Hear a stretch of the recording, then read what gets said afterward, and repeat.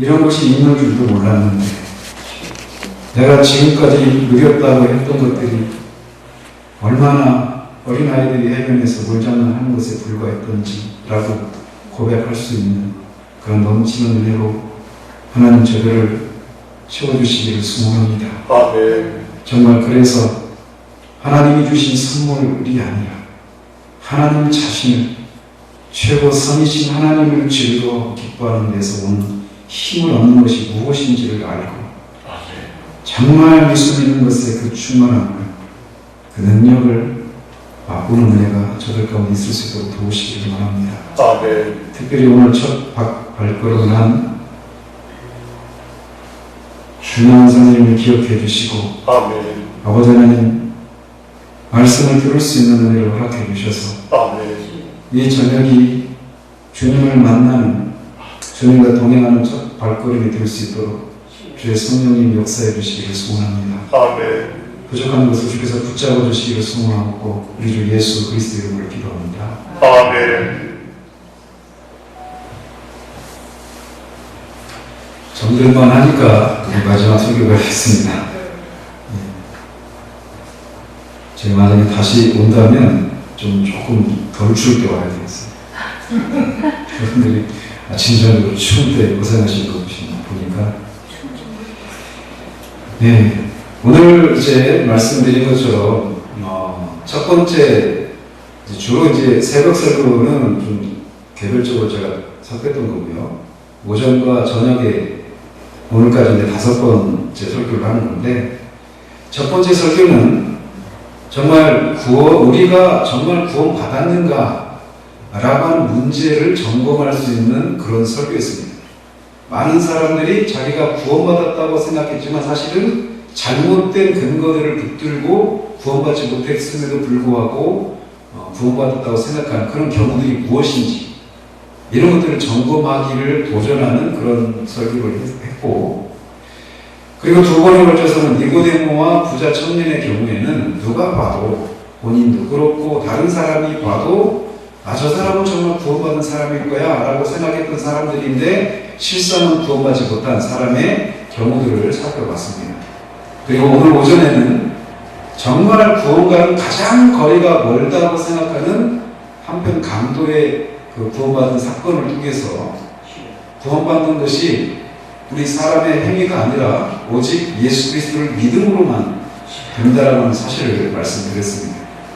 오늘은 이제 구원받은 사람들은 어떻게 살아가야 되는가 이 말씀을 전하려고 합니다. 제가 오기 전에 목사님을 통해서 성산교회에 어르신들이 많이 계신다 이런 말씀을 제가 듣고 이 야곱의 신앙 여정을 이렇게 살펴야 되겠다라고 하는 그런 마음이 들어서 이 본문을 택해 왔습니다. 그래서 야곱의 이 노년의 모습을 통해서 오늘 참석하신 여러분들에게 여러분이 무엇을 소망하며 살아야 하는지에 대해서 말씀을 드리려고 합니다. 그렇다 해서 꼭 이 말씀이 노년에 해당되는 분만 해당되는 삶의 원리는 아닙니다. 갓 태어난 아이도 마찬가지고 이제 갓 예수를 믿은 사람도 마찬가지고 젊은이들은 예수 믿는 연조가 오래되든 오래되지 못했든 모든 그리스도인들이 이 땅을 어떻게 살아가야 되는가 라고 하는 그런 말씀이라고 생각하시고 들으시면 좋겠습니다. 이 야곱이 지금 바로라고 하는 애굽이라고 하는 나라의 왕인 바로 앞에 선 사건인데 그 일이 있기 전에 간단하게 왜 야곱이 바로의 앞에 서게 되었는가 그 내용을 잠시만 말씀을 드리면 이 애굽을 비롯한 애굽은 오늘날 이집트입니다. 이집트 아시죠? 이집트라고 아프리카에 이집트 있죠? 나라가 있는데 그 나라예요. 그러니까 그 이집트라는 나라가 얼마나 오래된 나라인지 아시죠? 3,000년이 넘는 나라입니다. 좋게 한 3,500년 이상 된 나라예요. 우리나라 대한민국은 70년 몇 년 됐죠?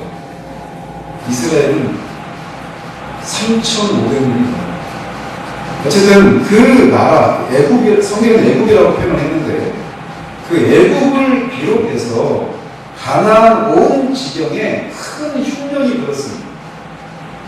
그래서 야곱 가족도 식량을 구입하기 위해서 애굽에 왔다가 우여곡절 끝에 야곱의 11번째 아들인 요셉이 애굽의 총리가 되었다라는 사실을 알게 됩니다. 성경을 아시는 분이 대부분이지만 모르시는 분이 계실까 몰라서 좀 더 말씀을 드리면, 이 야곱의 아들인 요셉이 왜 가나안에 살지 않고 애굽에 들어오게 되는가? 야곱의 형들이 요셉을 시기해서 이 요셉을 애굽의 노예로 팔았습니다. 노예로 팔았는데 하나님께서 이 요셉을 복을 주셔서 애굽의 총리가 되게 하셨습니다. 지나가면서 말씀을 드리면, 한국교회에서는 요셉의 경우를 가지고 자녀들이 요셉과 같은 그런 축복을 누리기를 바라는 어떤 그런 모델로서 요셉을 많이 삼습니다. 근데 요셉은, 성경 속의 요셉은 그런 모델이 아닙니다. 요셉이 노예로 팔려와서 감옥에 갇혔다가 총리가 되잖아요. 그죠? 그 요셉은 예수 그리스도의 예표적인 인물이에요. 예수 그리스도의 예표적인 인물로서의 요셉이라고 하는 그런 관점으로 요셉을 봐야지, 요셉이 이 세상에서 애굽의 총리가 되는 높은 지위에 오른 그런 성공을 거둔 것처럼 내 자녀도 그런 성공을 거두는 아이가 되었으면 좋겠다, 이런 모델로 성경에 기록된 인물이 아니라는 사실들을 먼저 좀 짚고 넘어가고 싶습니다. 어쨌든 노예로 팔려갔던 요셉, 근데 노예로 팔려갔을 때 야곱에게 형들이 요셉이 죽었다라고 거짓말을 했어요. 그래서 야곱은 자기 아들 요셉이 죽은 줄로만 알았었습니다. 그렇게 22년을 보냈어요. 그랬는데 이 흉년이 들어가지고 애굽의 곡식을 사러갔던 형들이 요셉이 애굽의 총리가 되었다는 사실들을 알고, 아직도 흉년이 5년이 더 남았으니까 가서 아버지를, 다른 가족들을 다 애굽으로 모셔오라고 하는 요셉의 청을 받고, 이제 야곱 가족이 애굽으로 넘어오게 된 것입니다. 그러면서 요셉이 오늘 보는 것처럼 7절에서 요셉은 야곱을 애굽의 왕 바로에게 인도합니다. 그래서 공식적으로는 세상 육신적인 그런 관점에서 보면 야곱이 바로 왕을 아련하는 것이었지만, 실제적으로는 야곱이 바로를 아련하는 그런 장면을 우리는 7절에서 보게 됩니다. 제가 왜 이런 말씀을 드리느냐, 그것은 야곱이 바로에게 축복하는 장면이 바로 그런 생각을 하게 만든다는 거예요. 자, 보십시오. 여러분이 목사님에게 축복기도 해줍니까? 아니죠. 목사님이 여러분을 위해서 축복기도 해줘요. 그죠?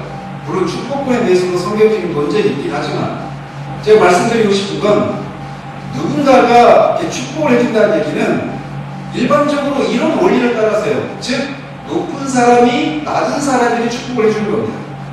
그죠? 낮은 사람이 높은 사람에게 축복을 해주는 게 아니에요. 근데 지금 보십시오. 바로가 높습니까? 이 가나안의 그 무명의 노인인 야곱이 높습니까?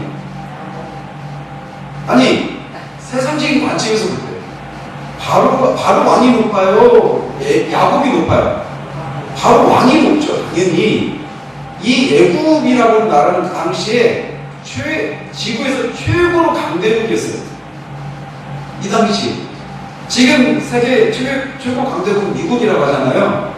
애굽이 이 당시에는 그 세계에서 최고 강대국이었던 제국이었단 말이에요. 그 제국의 왕이 바로예요.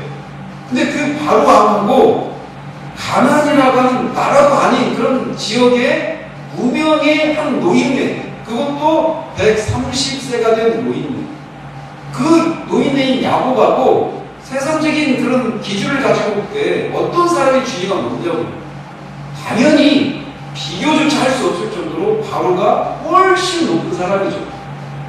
그러면 높은 사람인 바로가 왕이 신하도 아니고 저 이방의 명방의 무명의 노인에게 복을 축복을 해줘야 되잖아요.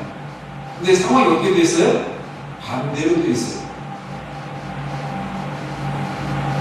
이게 왜 이런 일이 일어나는지, 이 원리를 통해서 우리가 그리스도인이라고 하는 사람이 세상적인 기준으로 우리를 보면 세상도 우리를 이해할 수 없고, 세상적인 기준을 보면 우리 자신이 세상에서 아무런 기도 못 피고 늘 위축된 상태로 살아가게 마련이에요. 그런데 성경에서 말하는 것처럼 그리스도인이라고 하는 사람이, 하나님의 자녀, 하나님의 백성들이라고 하는 사람이 얼마나 영광스러운 지위를 가진 사람인가를 알게 되면 우리는 이 세상을 살아가면서 완전히 다른 방식으로 살게 된다는 거예요. 하나님이 원하시는 것은 바로 우리들에게 그 사실들을 깨닫고 너희들의 지위에 합당한 그런 모습으로 당당하게 자부심을 가지고 용기 있게 살라고 우리에게 성경을 주신 거예요. 그 일간이 오늘 이 사건 속에서 우리가 한 가지를 볼 수 있는 거예요. 당연히 높은 사람인 바로가 야곱에게 복을 빌어줘야 되는데 오히려 야곱이 바로에게 축복을 해주고 있다는 거예요. 세상적인 지위로는 바로가 훨씬 비교할 수 없이 높은 사람이지만 영적인 권세 아래서 야곱이 바로의 위에 있는 거예요.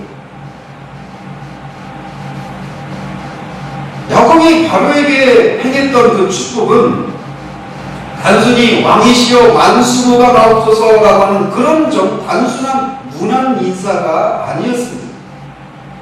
구약에 아브라함, 이삭, 야곱, 요셉 이런 사람들을 족장이라고 합니다. 그래서 그 시대를 족장시대 이렇게 불러요. 이 족장들에게는 하나님께서 특별히 족장들에게만 해당되는 그런 축복권이라고 하는 것을 주셨습니다. 그래서 아브라함에게 하나님 이렇게 말씀하셨어요. 너를 축복하는 자에게는 내가 복을 내리고 너를 저주하는 자에게는 내가 저주하리니 땅의 모든 족속이 너로 말미암아 복을 얻을 것이라 하신지라, 이렇게 약속해 주셨습니다. 즉 아브라함이 세상에 복의 근원이 되게 하겠다. 너를 저주하는 자는 저주를 받을 거고 너에게 복을 비는 자들은 복을 받게 하겠다. 그래서 모든 민족이 너를 통해서 복을 받게 하겠다라고 하는 약속을 주셨습니다. 근데 이 약속의 궁극적으로는 예수 그리스도를 통해서 이방인과 유대인이 다 구원의 복을 얻고 하나님의 백성이 되게 하겠다라고 하는 그 약속으로 궁극적으로 성취가 되는데, 이 세상에 있는 동안 이 족장들은 그렇게 하나님으로부터 축복을 빌어주면 그 대상이 복을 받는 축복의 당지자였어요. 그래서 아브라함의 아들 이삭의 아들이 있었잖아요. 그죠? 이삭의 아들 쌍둥이 에서와 야곱. 그죠? 에서가 형이고 야곱이 동생이에요. 나이 차이가 몇 살일까요? 그러니까 쌍둥이니까 순간적으로 대답을 빨리 못하더라고요. 어쨌든 이삭이 야곱에게, 에서에게 에서가 장자니까 장자에게 축복을 해주려고, 내가 너희한테 축복해줄 테니까 내가 즐겨하는 음식을 만들어 와라 이렇게 했잖아요. 그랬는데 야곱이 속였죠. 그죠? 그래서 장자의 축복권이 야곱에게 넘어가 버렸어요. 그리고 나서 어떻게 됐어요? 뒤늦게 에서가 왔죠. 에서가 와가지고 그 사실을 알게 됐어요. 동생이 나를 속여가지고 이 축복권을 뺏어갔다는 것을 알게 됐어요. 그러면서 에서가 막 울었잖아요. 울면서. 그러면서 나한테 빌어줄 축복이 아직 남아있지 않느냐라고 물어요. 근데 없어요. 빌어줄 게 없어요. 즉 이삭이 족장으로서 축복을 해주면 그것이 실제로 실현되는 그런 축복의 담지자가 족장들이었단 말이에요. 야곱도 그런 사람으로 바로 앞에 서 있는 겁니다. 생각해 보십시오. 축복의 담지자예요, 야곱이. 그래서 내가 위에서 기도해주고 내가 빌어주는 사람이 복을 받고, 그렇지 않으면 안 되고, 이런 통로의 역할을 하는 사람이 야곱이었단 말이에요.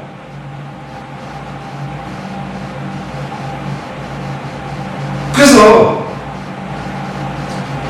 그런 족장의 축복의 담지자로서 야곱이 바로 앞에 서 있는 겁니다.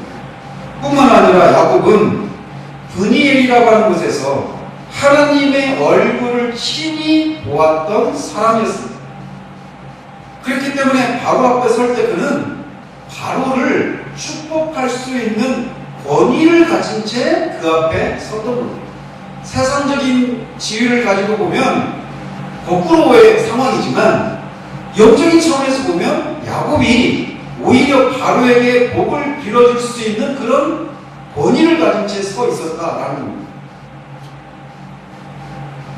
그래서 야곱이 나이가 많은 족장이어서 바로를 축복하면서 그에게 건강과 지혜가 넘쳐서 나라를 바로 다스릴 수 있도록 복을 빌어줄 것입니다. 우리의 시선을 끄는 대목이 바로 이 대목이에요. 그래서 말씀드린 것처럼 원래는 가진 자가 가지지 못한 자에게, 높은 자가 낮은 자에게 복을 빌어주는 것이 자연스러운 일인데, 거꾸로 낮은 세상적인 관점에서 보면 낮은 자인 무명의 노인인 야곱이 당대 제국의 왕에게 복을 빌어주고 있는 모습을 본다는 겁니다. 그래서 이런 시간, 야곱이 바로에게 복을 빌어줄 수 있는 영적인 권세를 행하는 그런 모습 속에서 세상을 살아가는 세상 속의 그리스도인들이 이런 관점을 가지고 있어야 한다는 것입니다.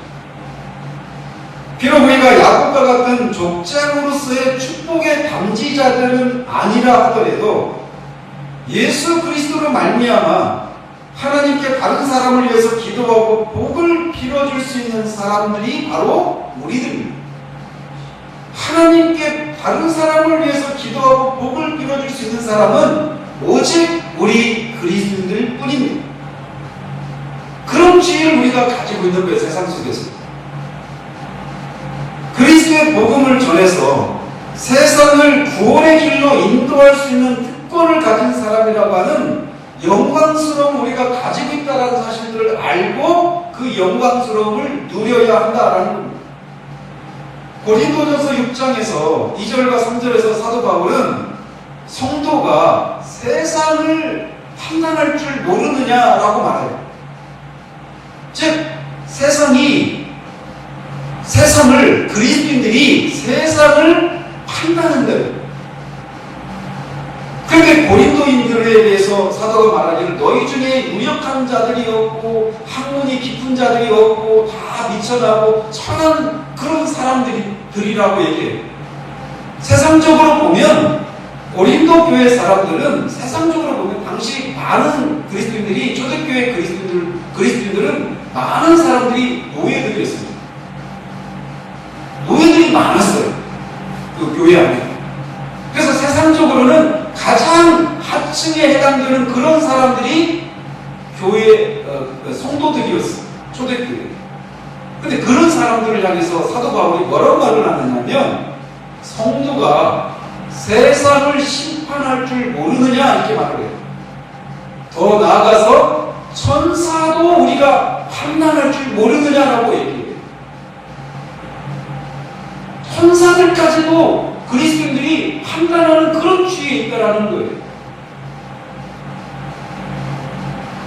세상적으로 보면 우리가 세상에서는 그렇게 뛰어난 그런 어떤 높은 지위에 있지 않은 사람이라 하더라도 그런 우리가 야곱이 제국의 왕인 바로에게 복을 빌어주는 그런 영적인 권세를 행하는 것처럼 우리가 세상의 모든 사람들을 믿지 않는 사람들을 우리가 판단하는, 심지어 천사들까지도 판단하는 위치에 있는 사람이 우리들이다라고 얘기해요.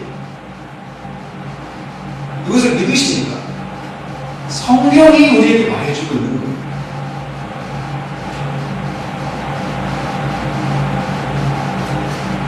뿐만 아니라 우리 주님은 우리 그리스도인들을 향해서 뭐라고 말씀하시냐면 너희는 세상의 빛이다 라고 말합니다. 주님이 너희는 세상의 빛이다 라고 말할 때 그것이 무엇을 의미하는지 아십니까? 빛, 지금 형광등빛 있죠. 빛이 없으면 어떤 일이 일어날까요? 지금 이 밤에 빛이 없으면 어떻게 될까요? 깜깜하겠죠. 깜깜하면 뭐가 보일까요? 아무것도 안 보이죠. 형체도 안 보여요. 색깔도 안 보입니다. 여러분들이 나름대로 이 겨울에도 여러 가지 색깔의 옷을 입고 오셨어요. 머플러도 하시고 스카프도 하시고. 그런데 깜깜한 어둠 속에서 빨간색이나 노란색이 구분이 될까요? 그러면 계란형의 얼굴이나 사각진 얼굴이나 깜깜한 속에서 어둠 속에서 구분이 될까요? 빛이 있으니까 빨주노초 파란 색깔의 구분이 있어요. 빛이 있으니까 어떤 형태가 구분이 다 되는 겁니다. 즉 빛이 없으면 어떤 형태도 색깔도 나타날 수가 없어요. 빛이 있어야 어떤 것이 아름답고 어떤 것이 아름답지 않은가가 구분이 되는 거예요. 빛이 있어야 어디로 가야 옳은 길인지 어디로 가는 게 옳지 않은 길인지 알 수 있는 거예요. 빛이 그런 역할을 하는 거예요. 그런데 그리스도인들을 향해서 주님이 뭐라고 말씀하냐면 나는 세상의 빛이다 이렇게 주님이 말씀하신 것에 대해서는 예 맞습니다. 주님이 세상의 빛이십니다. 그래서 인간이 어떻게 살아야 되는지 그 바르게 살아야 되는 삶이 무엇인지를 그런 삶을 살기 위해서 우리가 어떻게 해야 되는지 이런 것을 알려주실 수 있는 그런 분이십니다. 우리가 고백할 수 있어요. 그런데 그 세상의 빛이신 주님이 당신 자신만 세상의 빛이라고 말씀하시지 않고 우리들이 세상의 빛이라고 말하고 있다는 거예요. 이 말은 우리가 없으면 세상은 아무 의미가 없다는 것입니다. 제 얘기가 아닙니다. 주님이 말씀하시는 거예요. 그래서 우리가 빛이 없으면 형형 색깔의 그런 색깔이 아무 의미 없고 아름답다 추함과 이 구분이 없고 형태의 구분도 없고 어떤 길이 옳은지 구분할 수도 없는 그런 암흑인 것처럼 빛이 있어야만 그런 구분이 있고 의미가 있는 것처럼 세상에 비친 우리가 있어야 이 세상은 비로소 의미가 있게 되는 그런 존재들이 우리 그리스도인이라고 얘기하고 있는 거예요. 여러분 이 그리스도인이라고 하는 존재는 이런 존재인 거예요. 그런데 그리스도인이 어떤 사람인지를 모르는 세상 사람들은 겉으로 드러난 우리들의 모습만 보고 판단하죠. 저 사람은 뭐 학력이 어떻고 외모가 어떻고 재산 정도가 어떻고 사회적인 주의가 어떻고 이런 것에 의해서 우리를 판단하는 거예요. 그런데 주님이 말씀하십니다. 많이 배운 그리스도인만 세상의 빛이라고 말씀하고 있지 않아요. 잘생긴 그리스도인만 세상의 빛이라고 말하지 않아요. 많은 재산을 가진 그리스도인만 세상의 빛이라고 말씀하고 있지 않다는 겁니다. 모든 그리스도인, 그가 정말 예수 그리스도가 자신의 유일한 구세주요 주님이라는 사실들을 고백하고 주님의 백성된 하나님의 자녀된 모든 그리스도인이 세상의 빛이다라고 말씀하고 있다라는 겁니다. 세상은 그래서 우리 그리스도인을 이해를 못하는 거예요. 근데 안타까운 것은 우리 주님이 우리를 향해서 그렇게 너희는 세상의 빛이어서 너희들이 없으면 이 세상은 암흑이고 의미도 없고 공허하고 어떤 게 옳은지 어떤 게 생명이 되는지 모른 채 그렇게 멸망을 향해 갈 수밖에 없는, 그래서 너희들은 세상에 없어서는 안 되는 존재라고 말씀하시는데 우리는 우리 스스로를 그렇게 보지 못한다는 것이 우리 현실이라는 겁니다. 우리는 늘 우리 자신을 세상이 우리를 바라보는 관점으로 우리를 봐요. 시편 17편 14절에 이렇게 말해요. 여호와여 이 세상에서 자기 분깃을 받은 사람들에게서 주님의 손으로 나를 건지소서. 그들은 주님의 제물로 자기 배를 채우고 자녀로 만족하고 자기 남은 산업을 아이들에게 남겨주는 자입니다. 이게 정확히 세상을 묘사하는 거잖아요. 그죠? 세상 사람들이 어떻게 삽니까? 제물로 잘 먹고 잘 사는 것을 추구하며 살아가요. 그죠?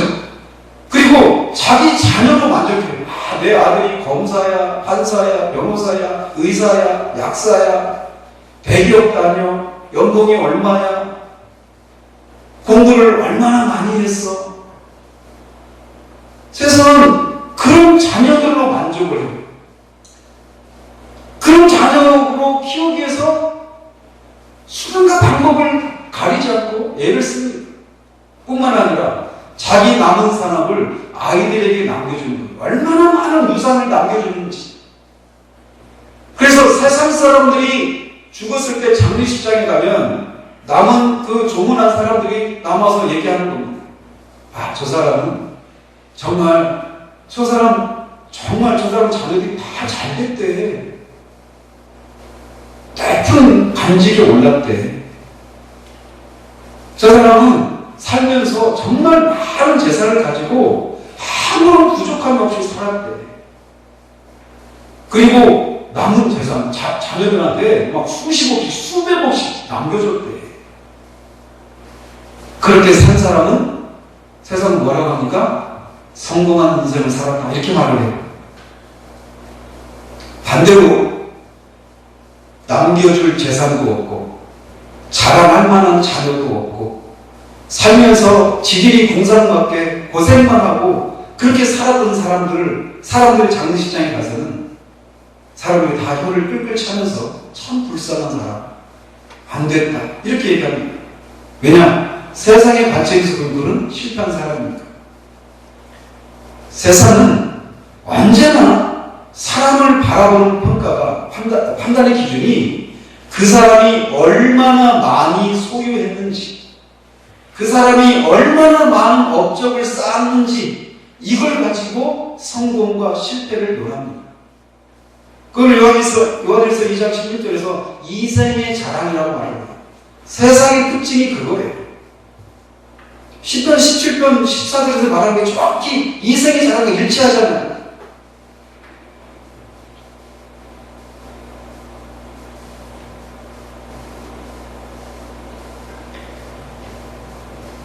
우리는 세상에서는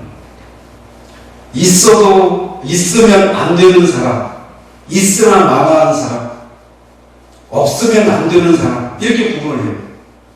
그런데 그것을 구분하는 정도를 이생의 자랑이라고 하는 이 기준에 의해서 그들을 구분합니다.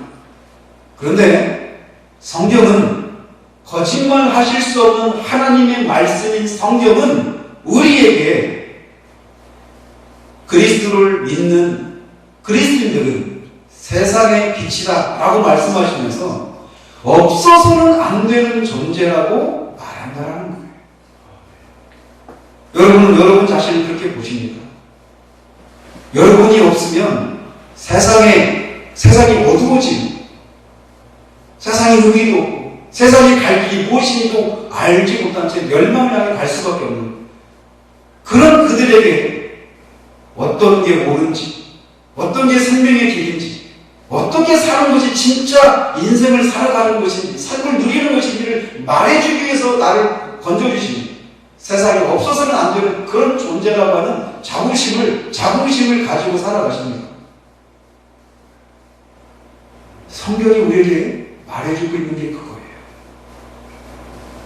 야곱이 세상적인 관점으로 보면 바로한테 축복을 받아야 될 입장인데 거꾸로 일이 벌어지고 있는 거예요. 실제로 이 장면은 우리에게 그리스도인이라고 하는 존재가 얼마나 영광스러운 존재인가라고 하는 것을 우리가 알고 살 것을 우리에게 말해주고 있는 겁니다. 그 영광을 우리가 누리며 살기를 바라요. 바로는 야곱의 인사를 받고 그의 나이를 묻습니다. 그러자 야곱이 자기 나이가 130세라고 말을 합니다. 130세. 여기 계신 분이 85세가 가장 많으신 분인가요? 더 많으신 분이 계신가요? 야곱은 우리 권사님보다 더 많아요. 130세에서. 130세에서 80세가 보면 되겠죠. 그죠? 야곱은 자신의 나이가 130세라고 말을 합니다. 그러면서 야곱 자신의 생애와 그 조상들의 생애를 나그네 길의 세월이라고 묘사하고 있어요. 자기가 130년을 살았고 자기 조상들이라고 할 때 그가 말하는 조상은 아브라함과 이삭을 가리켜요. 근데 아브라함과 이삭과 자신이 나그네 길을 살았고 자신은 130년 동안 나그네 길을 살았다 이렇게 대답하고 있는 거예요. 이것을 주목하고 싶은 게 자기가 130세입니다라고만 말하지 않고 자기의 인생을 나그네 길의 세월이다 이렇게 말하고 있다는 점을 우리가 주목할 필요가 있습니다. 그가 왜 자신의 인생을 나그네 길이라고 말했는가? 1차적으로 보면 아브라함도 갈대아 우르에서 가나안으로 이주해 와서 살았죠. 그리고 가나안에서 다시 애굽으로 갔다가 다시 돌아왔다가 이렇게 하면서 살았어요. 장막을 치고 옮겨다니면서 살았어요. 이삭도 마찬가지였고 야곱도 마찬가지였죠. 자신 결혼하기 전에 야곱이 바다나람에 가서 거기서 결혼해가지고 나오잖아요. 아십니까? 야곱이 바다나람으로 갔던 때 나이가 얼마나 되는지? 야곱이 거기서 레아와 라헬과 실바와 비라라고 하는 네 아내를 두잖아요. 그리고 거기서 11명의 아이를 낳고 오는 중에 베냐민, 이제 12명의 아이를 낳고 베냐민을 오는 길에 낳거든요. 거기 바다나람에 가서 결혼을 한 거예요, 야곱이. 근데 그때 야곱이 나이가 몇 살이나 된 줄 아세요? 우리 기준으로 보면 한 20대 후반쯤 됐겠지, 청년이었겠지 생각하죠? 70, 한 5, 6세 정도 됐습니다. 제가 나중에 시간이 있으면 이거 계산 다 해드릴 수 있습니다. 야곱이 이 130세 때 바로 앞에 섰잖아요. 이때 요셉의 나이가 32세였습니다. 요셉의 나이가. 총리가 됐을 때 30살이었는데, 흉년이, 39살이었어요. 요셉이. 요셉이 총리가 되었을 때 30살이었는데, 7년 흉년이 있었어요. 37세죠? 그리고 2년 흉년이 있은 다음에 온 거예요. 그러니까 39세 때 야곱이 왔는데, 그때 야곱의 나이가 130세였어요. 그러면 야곱과 요셉의 나이는 91세 차이가 나는 거예요. 아시겠어요? 91세 차이가 나요. 91세 때 아이를 낳은 거예요, 요셉을. 그리고 근데 그 91세는 언제냐면 그 바다나람에서 20년 지내는 동안에 20년 중에서 나머지 처음 7년은 무료봉사했어요. 그리고 7년째 라헬을 사이에서 결혼했는데 자고 나니까 레아였어요. 그리고 7년 만에 레아하고 결혼했고, 거기서 이제 첫 번째 아들을 르우벤을 낳는 거죠. 그래서 13년 동안 4명의 아내에게서 11명의 아들과 1명의 딸을 낳아요. 13년 동안. 그러니까 르우벤하고 요셉의 나이 차이도 11살이나 10살 이렇게 차이밖에 안 나요. 자, 이건 이제 격가지입니다. 어쨌든 야곱은 어쨌든 그렇게 겉으로 보면 실제적으로 그렇게 가나안 땅에서 여기저기 옮겨다니는 나그네 그런 삶을 살았었고, 또 그렇게 70대가 되었을 때 바다나람에 가가지고 거기서 20년 살다가 다시 또 세겜 땅으로 와서 또 가나안 땅으로 옮겨갔다가 또 애굽으로 들어온 거예요. 그러니까 겉으로 봐도 그런 나그네 길을 산 거예요. 그런 의미에서도 내 130년의 인생이 나그네 길의 세월이었습니다 이렇게 대답할 수 있어요. 그런데 이 나그네 길의 세월이라고 하는 의미를 신약의 히브리서에서 어떻게 해석을 하느냐면 이렇게 말하고 있습니다. 그들은 하늘에 있는 보석을 향한 순례길을 가는 사람이라고 하는 그 인식을 가지고 있었다라고 히브리서 기자가 말해요. 그래서 히브리서 11장 9절 10절 이렇게 되어 있습니다. 믿음으로 그가 이방의 땅에 있는 것 같이 약속의 땅에 거류하여 동일한 약속을 유업으로 함께 받은 이삭 및 야곱과 더불어 장막에 거하였으니 이는 그가 하나님이 계획하시고 지으실 터가 있는 성을 바랐음이라 이렇게 말합니다. 또 13절과 14절에서 이렇게 말을 해요. 이 사람들은 다 믿음을 따라 죽었으며 약속을 받지 못하였으되 그것들을 멀리서 보고 환영하며 또 땅에서는 외국인과 나그네임을 증언하였으니 그들이 이같이 말하는 것은 자기들이 본향 찾는 자임을 나타내리라. 야곱의 생애가 아브라함은 175세까지 살고 이삭은 180까지 살고 야곱은 여기 130세에서 뒤로 17년을 더 살아서 147년을 살아요. 생각해 보십시오. 우리 권사님 80여 년 사시면서 할 얘기 되게 많으시죠. 권사님 겪으셨던 일들 얘기하려고 합니다. 80평생을 사시면서 겪었던 일들, 그 기억에 남는 사건들을 얘기하려면 수를 헤아릴 수 없어요. 뭐 몇 달은 걸릴 거예요. 그렇죠? 수없이 많은 사건들이 있었을 거예요. 그래서 잊을 수 없는 그런 중요한 사건들이 많이 있을 겁니다. 그렇다면 그거를 2배 이상 아브라함은 어떨까요? 이삭은 또 어떨까요? 야곱은 어떨까요? 야곱도 자신의 평생에 자신이 겪었던 그 수많은 삶의 이야기들을 얘기한다 치면 굉장히 많아요. 그래서 야곱에 대해서 많은 사람들이 그 사람은 뭐 이런 사람이고 저런 사람이고 많은 사람들이 야곱에 대해서 평가할 수 있어요. 그런데 야곱에 대한 성경의 평가는 그가 본향을 찾는 나그네의 삶을 살았던 사람이었다 이렇게 평가하고 있다는 거예요.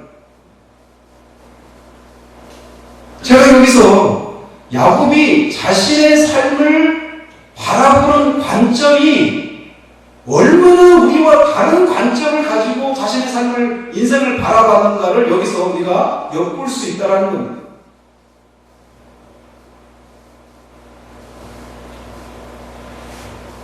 앞에서 말씀드린 것처럼 믿지 않는 사람들이 죽어서 장례식장에 갔다. 그러면 우리는 거기 있는 사람들을 그러면서 저거는 살아생전에 뭐 총리까지 지냈던 분이고 대통령도 했던 분이고 뭐 국회의원 지냈던 분이고 시장 했던 분이고 아무튼 뭐 하물며 어떤 동네 그 이장이라고 하셨던 분이다 이런 식으로 자신이 세상에서 어떤 관직에 올랐는지 이걸 가지고 사람들이 얘기합니다.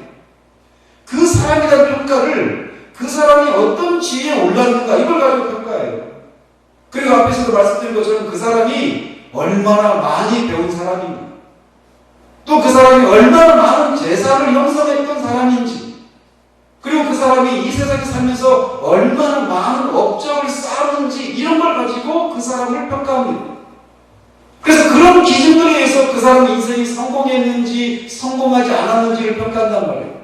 자, 그런 관점으로 야곱을 보십시오.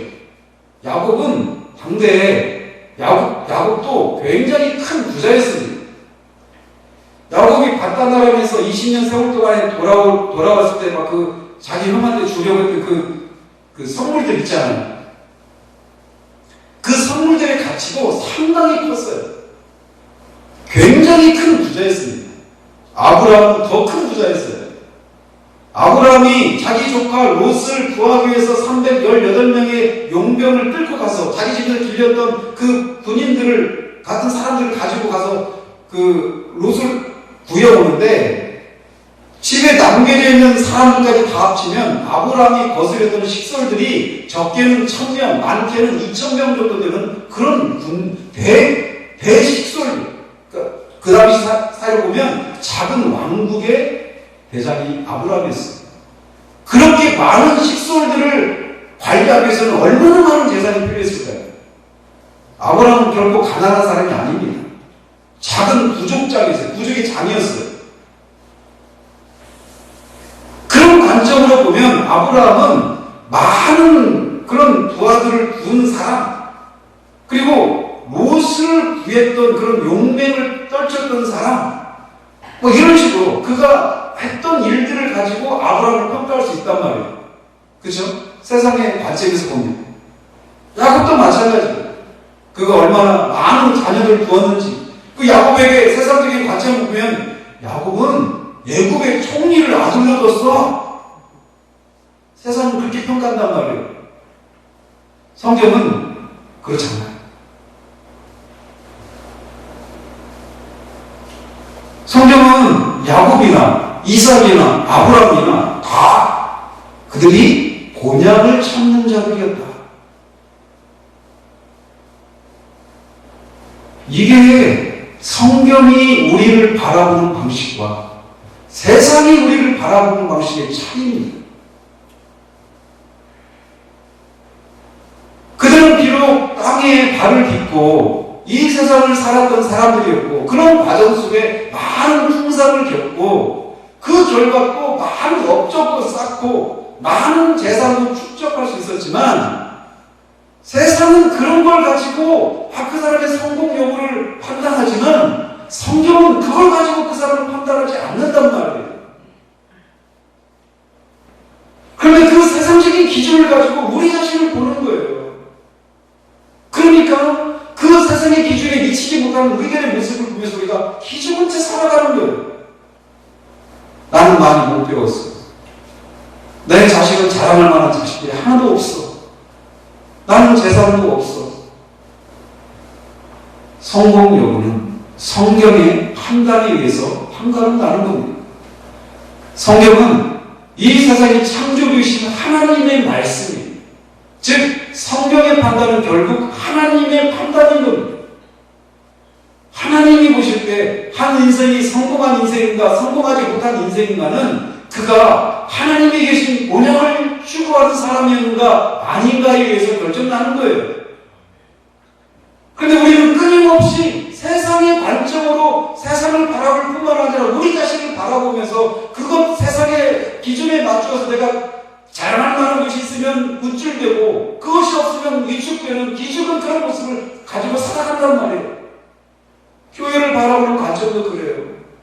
교인이 얼마나 많은가, 그 목사님이 얼마나 유명한가, 이걸 가지고 큰 목사님, 작은 목사님, 유명한 목사님, 무명한 목사님, 성공한 목사님, 실패한 목사님, 이런 평가들이 한국교회에 난무합니다. 그러나 성경이, 하나님의 말씀이 그렇게 판단하지 않는단 말입니다.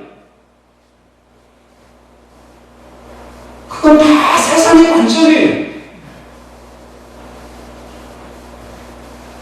그리스도인이 되었다라고 하는 것은 그런 세상의 관점을 버리고 하나님의 판단에 전적으로 자신을 맡기고 살아가기를 결단하고 그 길을 따라가는 사람들이 그리스도인이 된다라고 하는 것의 한 가지 의미인 것입니다. 그러므로 우리는 자꾸 우리도 모르게 내가 세상에 속했던 사람이었을 때 가졌던 그 가치 판단, 그 기준에 의해서 우리 자신을 판단하고 다른 사람을 판단하려고 하는 그런 말이나 행동이나 그런 생각들이 떠오를 때마다 아니지, 나는 그런 사람이 더 이상 아니지 라고 하는 그런 생각을 가지고 하나님의 판단으로, 하나님의 시선으로, 기준으로 우리 자신을, 다른 사람을, 교회를, 세상을 판단할 수 있는 그런 사람이 되어야 한다는 겁니다. 그리스도인은 세상을 판단하는 사람입니다. 세상에 의해서 판단을 받는 사람이 아니라 우리가 세상을 판단하는 사람이라는 것이에요. 하나님이 우리를 그런 사람으로 불러내 주셨습니다. 우리에게 어떤 그럴 만한 기준이나 실력이나 자질이 어떤 그런 조건이 있어서 그런 것이 아니에요. 고린도 교회가 그 교회들이 다 세상적으로 미천한 그런 사람들이었음에도 불구하고 세상을 판단하고 천사를 판단할 사람이라고 했던 것처럼 그들이 그렇게 그런 지혜를 얻었던 것은 전적으로 하나님의 은혜였습니다. 하나님의 아들 예수 그리스도를 십자가에 내어 죽이시는 것을 통해서 그들을 세상으로부터 건져내셔서 그런 지혜에 앉혀주신 거예요. 그들이 그럴 만한 자격이 있어서가 아니었습니다. 오직 하나님의 은혜였습니다. 그리스도는 그런 존재들이에요. 그런데 어때요? 우리는 세상을 떠나 사는 사람이 아니라 세상 한복판에서 살아가기 때문에 끊임없이 하루도 수차례 세상적인 그런 관점으로 내 자신을 판단하고 기죽고 내가 이렇게 내 자식한테 남겨줄 것도 하나도 없고 내 실패했다. 나는 실패했다. 노년에 가면 갈수록 우리는 이 때를 기억해야 됩니다.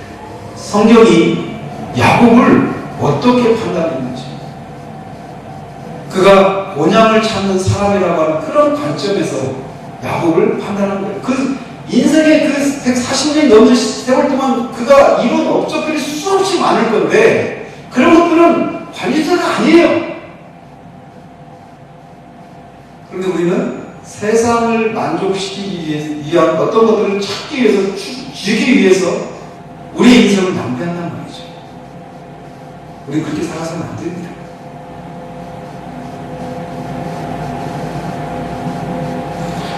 야곱은 그의 조상 아버지 이삭 또 아브라함도 끊임없이 자기가 본향 찾는 사람이라고 하는 인식을 가지고 살았던 거예요. 늘 매 순간순간을 내 고향은 여기가 아니지. 나는 결국 아버지가 되신 그 본향을 찾아가는 사람이지. 본향을 향한 그 사명을 가지고 오늘 현재를 살아갔던 사람들이었습니다. 그런 사람들을 성경은 성공한 사람이라고 해요. 그런 사람들이 히브리서 11장에 수없이 많이 기록되어 있습니다. 성경은 그런 관점으로 사람을 판단하는 거예요. 그런데 우리가 세상의 관점에서 우리를 판단하고 다른 사람을 판단하고 교회를 판단하는 이런 일을 우리가 범해서는 안 된다는 사실을 내 길이 130년인데 나그네 길의 세월이었다라고 표현하는 그 야곱의 말 속에서 우리는 그런 교훈들을 얻어야 합니다. 그러면 여러분이 이 집회가 끝나고 나가서 여러분의 자신을 보시면서 늘 하루에도 수차례씩 그것을 되뇌어야 합니다. 나는 세상의 가치관에 의해서 판단받을 그런 사람이 아니다. 세상에 보면 나는 비천하고 내세울 만한 것이 없는 사람일지 모르지만 하나님 보시기에는 나는 하나님 나라의 유업을 이룬 하나님의 상속자고 하나님의 자녀다. 창조주 하나님 그 우주의 왕이신 그분의 상속자다. 자녀다. 그래서 세상도 판단하고 천사도 판단할 세상에 없어서는 안 되는 빛인 존재이다라고 하는 그 생각들을 늘 일깨우며 살아가야 되는 거예요. 왜 일주일마다 와야 되는지 아십니까? 말씀을 통해서 그것을 계속 들어야 하기 때문인 거예요. 우리는 일주일 동안, 6일 동안 세상에서 살아가면서 세상에 위해서 이리 치고 저리 치고 하면서 날마다 옛날 그 어떤 코미디 그 개그맨이 말하는 것처럼 은혜 기주고 이런 삶을 6일 동안 살아가는 거예요. 그러나 주일마다 와서 우리는 비록 땅에 이 세상에서 지금 몸을 담고 살아가고 있지만 내 본향은 하늘이다. 하나님이 계신 것이다. 라고 하는 사실들을 다시 한번 일깨우고 이런 내가 어떻게 살아야 되는지 그리고 내가 장차 어떻게 될 사람인가를 다시금 말씀을 통해서 우리가 다시 되새기고 하나님의 자녀됨의 그 자부심을 가지고 다시금 세상의 용기를 가지고 나가서 세상의 빛으로서의 그런 삶을 살아내도록 하기 위해서 주일마다 예배를 드리고 말씀을 들을 필요가 있는 거예요. 그것도 부족하면 이렇게 말씀 사견이라고 특별한 집회를 가지기도 하고 수요일날 오기도 하고 새벽에 기도하기도 하고 그런 거예요.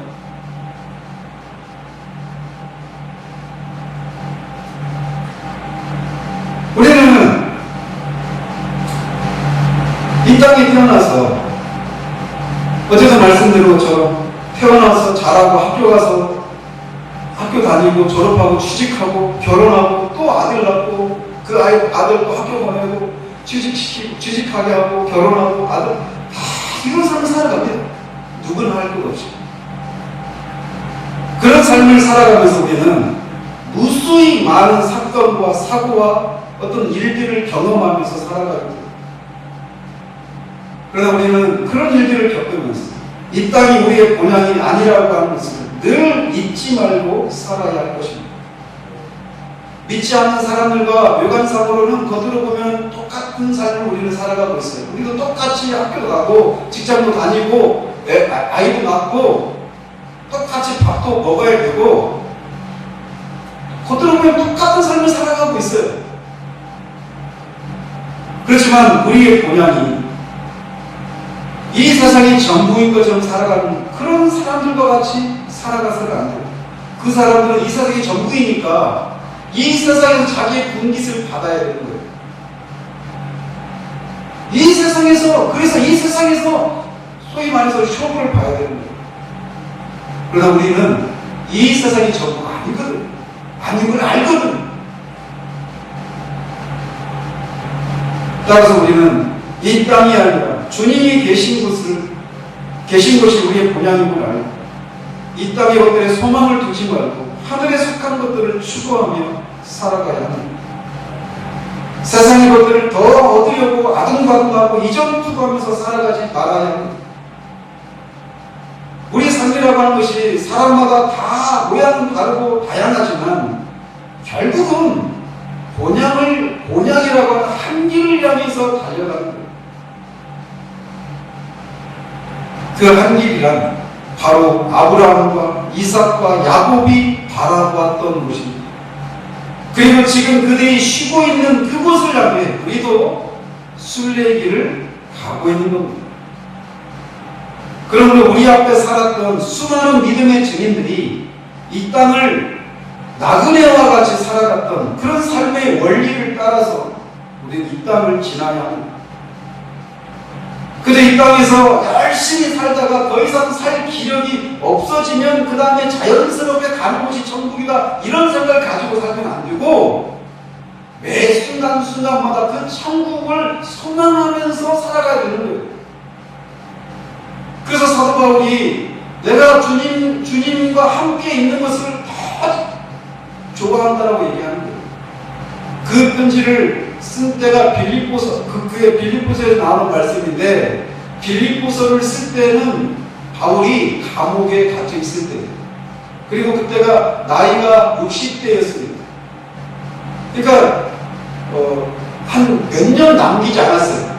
60 중반 후반 이때 죽었거든요.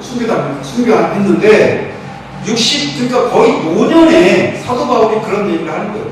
그러면서 내가 어둡 땀도 아니요, 다 도달의 땀도 아니요 하면서 내가 이룬 것들, 뒤에 있는 것들은 다 잊어버리고 앞에 있는 것을 붙잡으려고 달려간다라고 얘기해요.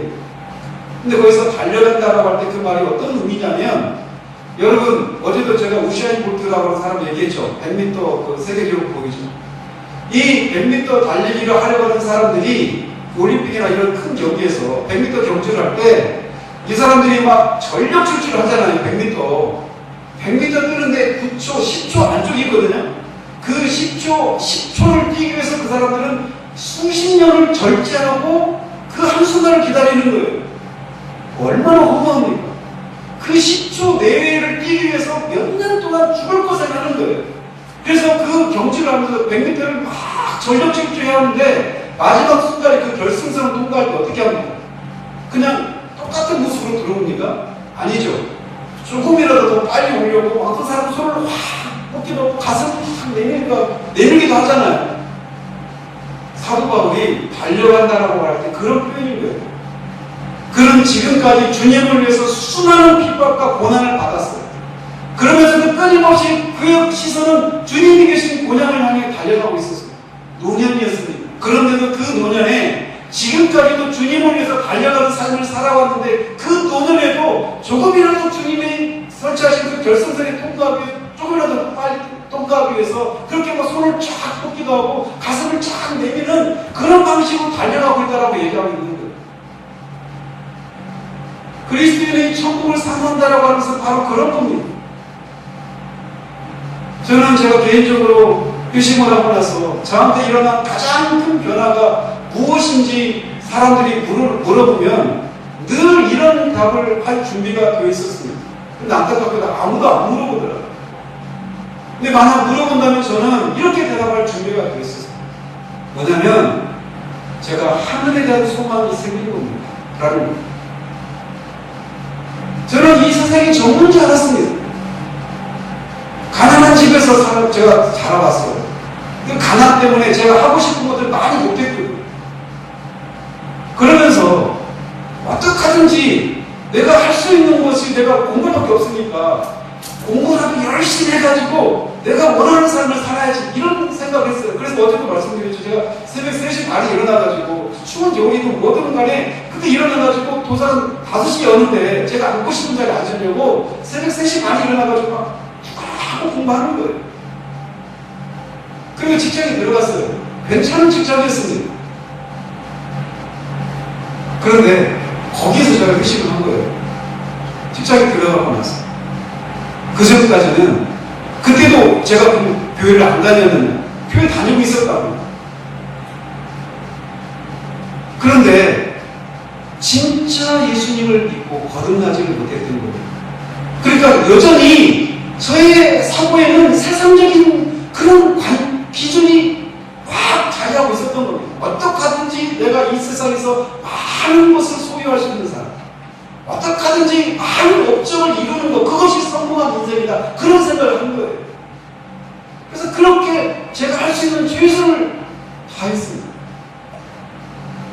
그런데 회심을 하고 세상을 바라보는 시각에 완전히 혁명적인 변화가 일어난 겁니다.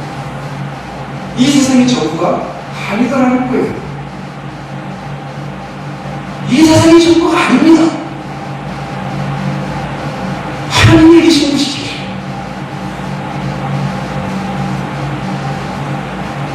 그 하늘에 계신 하나님이 우리 인생을 바라보시는 평가하시는 기준이 세상이 우리를 평가하는 것과는 완전히 다르다는 것을 알게 된 거예요. 그렇게 갖기 위해서 아둥바둥하고 그것을 얻는 것 때문에 방황하고 방탕하고, 제가 대학교에 방탕했다고 그랬잖아요. 그것 때문에 그랬어요. 내가 그렇게 열심을 냈는데 결국 제가 바라는 대로 되지 않은 어떤 일이 있었거든요. 아마 여러분들의 시선에 그런 혁명적인 변화가 일어나지 않고 있는 거예요. 우리는 세상에서 끊임없이 세상이 우리에게 주입한 그 가치 기준을 따라서 우리 자신을 판단하고 우리 인생을 판단하는 거예요. 그러니까 그리스도인이 되다라고 하는 것은 그런 세상 기준과 절연을 하고 다른 관점으로 세상을, 우리를 바라보는 그런 시각의 변화가 일어나는 것이 그리스도인이 되다라고 하는 것의 한 의미입니다. 이 나그네 길의 세월이었다라고 표현하는 이 말 속에 그런 의미들이 들어있어요. 우리는 다 그렇게 살아야 합니다.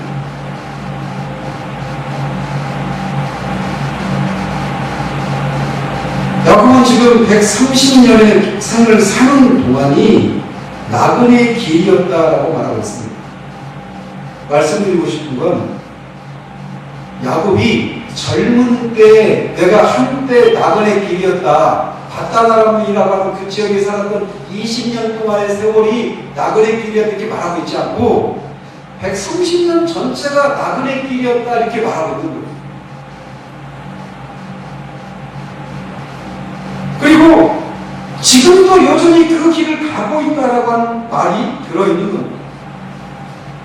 한때 내가 위심하고 그때 하늘에 대한 소망을 품고 하늘을 추구하고 본향을 추구하는 삶을 살았었어 이렇게 말하고 있는 게 아니라 회심한 지 10년, 20년, 30년이 지났는데도 여전히 나는 그 본향을 찾고 있는 사람이야 라고 말하고 있는 셈이라는 거예요. 130년 전에 나그네 길이었다. 130년 전에 하늘에 대한 소망을 품고 하늘을 추구하고 본향을 추구하는 삶을 살았었어 이렇게 말하고 있는 게 아니라 회심한 지 10년, 20년, 30년이 지났는데도 여전히 나는 그 본향을 찾고 있는 사람이야 라고 말하고 있는 셈이라는 거예요.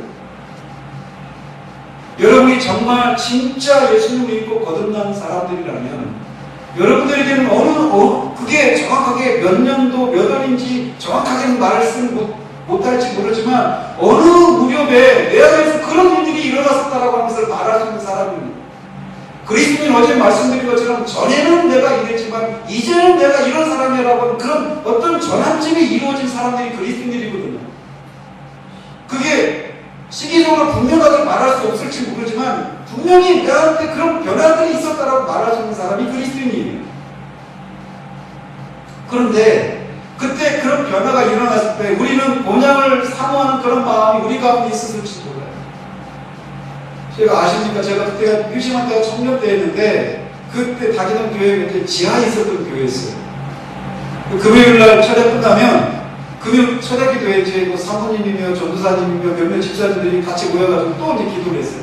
근데 거기에 청년이 유일하게 저 혼자 있었어요.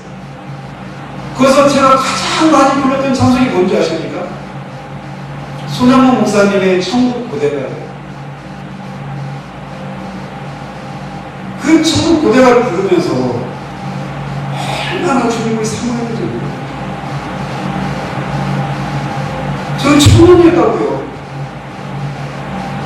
그리고 괜찮은 직장을 다니고 있었어요. 근데 갑자기 바뀌어버린 거예요. 이 세상이 전부가 아니라는 걸 아는 거예요. 그렇게 우리는 그 의심의 초기에 그런 일들이 우리 가운데 분명히 있었을 거예요. 근데 묻고 싶습니다. 지금도 그런 사모함이 있는지. 야곱은 이제 얼마 남지 않은 노인입니다. 아빠의 말씀드린 바울도 노년이었어요. 그런데 지금까지도 전력 질주해 왔는데 세계 끝자락에서도 여전히 그 상급을 붙잡으려고 달려간대요. 그런 남이시고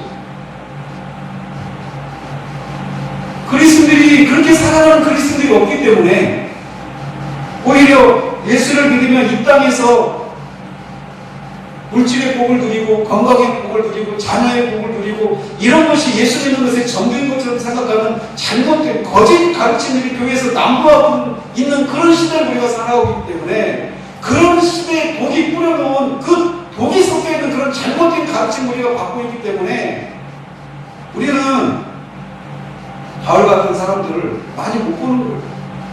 다 나도 옛날 청년 때 다 그런 열심이 있었어. 이런 사람들 얘기만 그런 사람들만 우리 주변에 많이 있다는 겁니다. 그런 시대이기 때문에 우리에게는 더 큰 소명이 있는 거예요. 그런 사람들을 향해서 아니야, 예수 믿는 게 그게 전부가 아니야 라고 말할 수 있는, 어제도 말씀드린 것처럼 말로만이 아니라 우리의 삶을 통해 설교할 수 있는 그런 우리들이 되어야 한다는 겁니다. 그런 성산교회 모든 교회들이 되길 바랍니다. 또한 야곱은 그의 생애를 회상하면서 그는 비록 조상들보다 적게 살았지만 그들보다 험악한 세월을 살았다라고 표현합니다. 말씀드린 것처럼 할아버지 아브라함은 175세를 살았고 아버지 이삭은 180세를 살았습니다. 그러니까 야곱이 그들보다는 분명히 적게 살았죠. 그런데 그들보다 험악한 삶을 살았다라고 말합니다. 사실 이들 부자 3대는 다 심히 어려운 삶을 살았습니다. 할아버지 아브라함은 가나안으로 이사해서 생존의 위협 속에 살았습니다. 그리고 아들을 제물로 바치는 극한 경험을 하게 됐습니다. 아버지 이삭도 제물로 바쳐지는 처절한 경험을 했습니다. 그거에 비하면 야곱은 더 많은 고난을 겪었다고 말할 수 있어요. 야곱은 아까 말씀드린 것처럼 바단 아람으로 피신해서 종살이하면서 험한 세월을 보냈습니다. 20년 동안 그 바단 아람에서 외삼촌을 하고 지낸 세월을 창세기 31장 38절 40절에 이렇게 말을 합니다. 내가 이 20년을 외삼촌과 함께 하였거니와 외삼촌의 암양들이나 암염소들이 낙태하지 아니하였고 또 외삼촌의 양떼의 순양을 내가 먹지 아니하였으며 몰려 찍힌 것은 내가 외삼촌에게로 가져가지 않냐고 낮에 도둑을 맞았든지 밤에 도둑을 맞았든지 외삼촌이 그것을 내 손에서 찾았으므로 내가 스스로 그것을 보충하였으며 내가 이와 같이 낮에는 더위와 밤에는 추위를 무릅쓰고 눈 붙일 겨를도 없이 지냈나이다 이렇게 말합니다. 20년 동안 이렇게 지냈고 눈 붙일 겨를도 없이 낮에 더위와 밤에 추위에 시달리면서 그렇게 보낸 세월이 20년 세월이었습니다. 그리고 거기 돌아오면서 자기 형을 만나기 전에 죽을 수도 있는 그런 위험을 감수해야만 했습니다.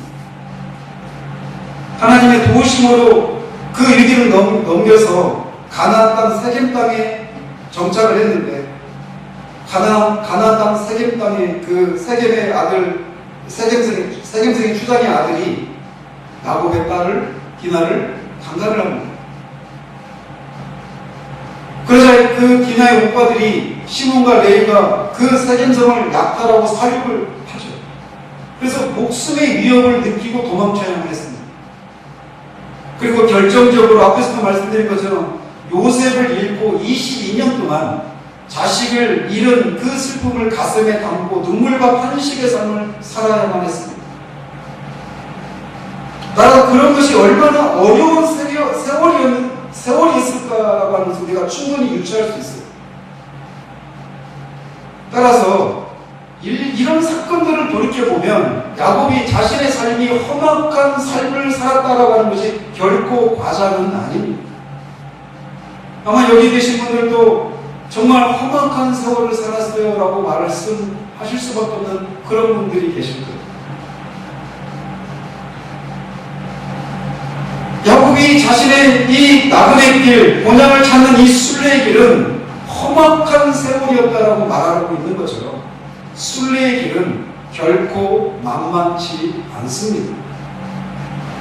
예수 믿으면 모든 것이 형통한다, 모든 것이 잘 된다 라고 하는 것은 거짓말입니다. 그것이 거짓말이라고 하는 가장 강력한 그것을 반증하는 삶을 살았던 가장 강력한 인물이 있다면 사도 바울이에요. 오늘날은 소위 가장 큰 교회 목사라고 하는 분이 예수 믿으면 영혼이 잘 되고 건강의 복을 누리고 재물의 복을 누린다, 소위 삼박자분을 얘기합니다. 그리고 많은 사람들이 그것을 예수 믿고 그것을 얻기 위해서 그렇게 그 교회로 몰려들었어요. 예수 믿으면 그렇게 모든 것이 잘 된다는 거죠.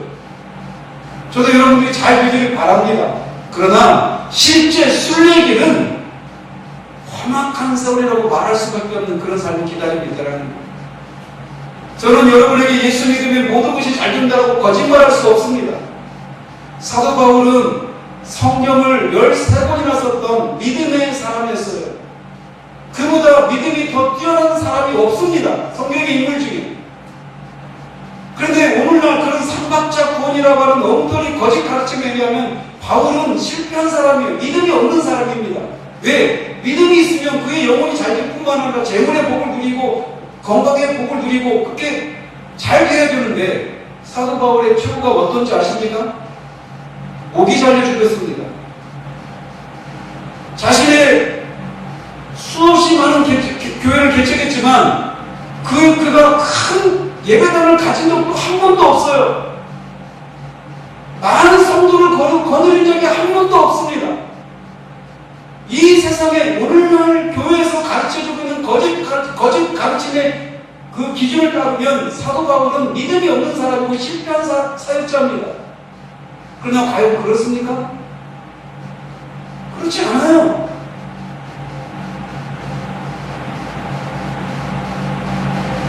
순례길은 결코 만만치 않아요. 싸움이 있습니다. 눈물이 있습니다. 탄식이 있습니다. 오전에 살핀 것처럼 사망의 음침한 골짜기라고 말하는 그런 삶이 기다리고 있는 거예요. 우리 안에 죄가 있고 세상도 여전히 악한 상들이 있고 사탄도 우리를 호시탐탐 노리고 있기 때문에 삼킬자를 둘을 찾아서 지금도 배회하고 있기 때문에 그 원수가 우리를 가만히 내버리지 않아요. 싸워야 합니다. 어려운 길입니다. 힘든 길입니다. 그래도 그 길을 가시겠습니까?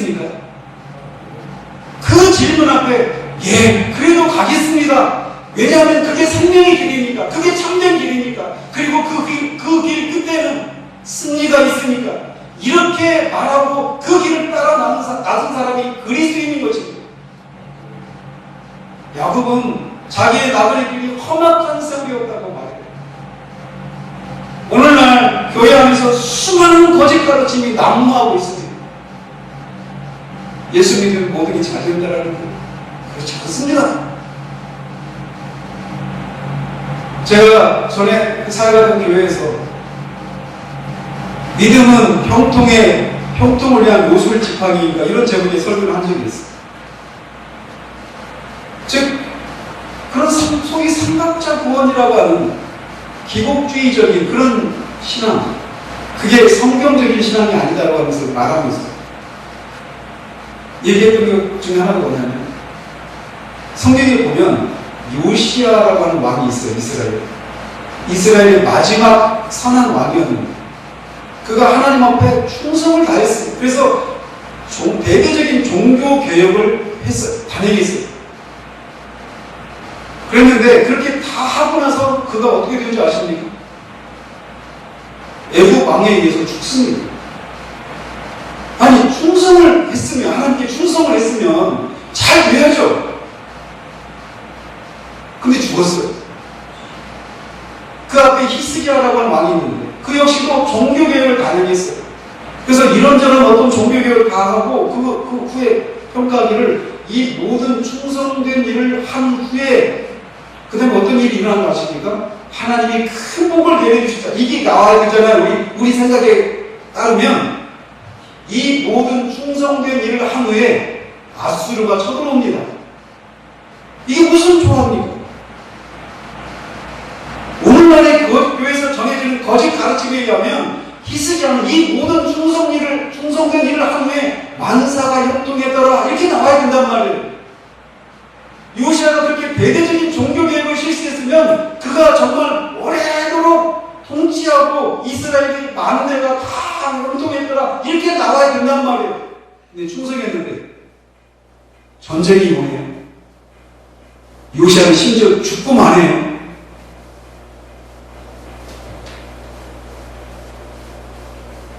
히스기야는 그 전쟁을 하나님의 도우심으로 승리합니다. 요시아는 죽어요. 요시아가 죽은 게 불행한 종말일까요? 아닙니다. 그가 죽은 게 하나님이 내리신 복이었어요. 왜 그러느냐? 이스라엘이 므낫세 왕의 그 악랄한 그 불순종 때문에 결국은 패망하게 되거든요. 근데 요시아는 그 패망하는 것을 보지 않고 죽을 것이다 라고 하는 그런 약속을 받았어요. 우리 보기에는 실패한 인생 같죠. 하나님 보시기에는 그렇지 않습니다. 순례의 길을 가는 것, 본향을 찾는 길은 험악한 세월이었습니다라고 말할 수밖에 없는 싸움과 투쟁과 눈물과 탄식과 한판이 있는 그런 길입니다. 좁은 길이에요. 그래서 주님이 말씀하시잖아요. 좁은 길로 행하라. 그런데 그 길이 생명의 길인데 좁고 협착하니까 사람들이 많이 찾지 않는데요. 근데 넓은 길은 사람들이 많이 찾는데요. 길이 넓고 다니기 좋으니까. 오늘날 교회 안에서 전해지는 예수 믿으면 모든 것이 형통합니다. 복을 받습니다. 넓은 길로 가라는 거예요. 주님은 좁은 문으로 통과해서 좁은 길로 행하라고 하는데 넓은 문으로 들어가서 넓은 길로 가려고 그 길은 멸망의 길입니다. 여러분이 분별을 하셔야 되는 거예요. 주님이 말씀하셨습니다. 산상수훈했습니다. 좁은 길로 행하라. 넓은 길로 행하라고 하는 사람들은 거짓 선지자들이니까 그 거짓 선지자들의 선동에 속지 말라고 경고하시고 계신 거예요. 지금까지 여러분이 그것이 옳은 것인 줄 알고 그게 예수 믿는 것의 어떤 하나님 예수 믿는 것이 그것이라고 하는 것을 알고 그것을 추구해 왔다라는 돌이키십시오. 넓은 길은 멸망의 길입니다. 우리의 신앙의 비결은 유명한 목사님인지 큰 교회 목사님인지 목회 경력이 오랜 목사님인지 그분들의 판단에 의해서 우리 옳고 그름을 판단해서는 안 돼요. 우리 그 신앙인의 신자의 유일한 구원과 삶의 유일한 표준은 무한 하나님의 말씀 성경입니다. 성경이 아니다 하면 아닌 겁니다. 수백만 수천만의 그 유명한 목사들이 아니야 그게 이게 진짜야 라고 말해도 성경이 아니다라고 말하면 아닌 거예요.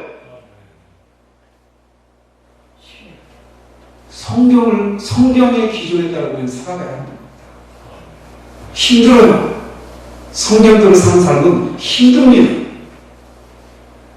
그러나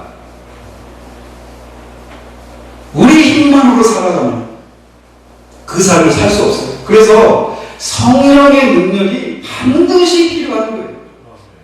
성령의 능력을 힘입지 않고 순례자의 길을 갈 수 있는 사람 아무도 없습니다.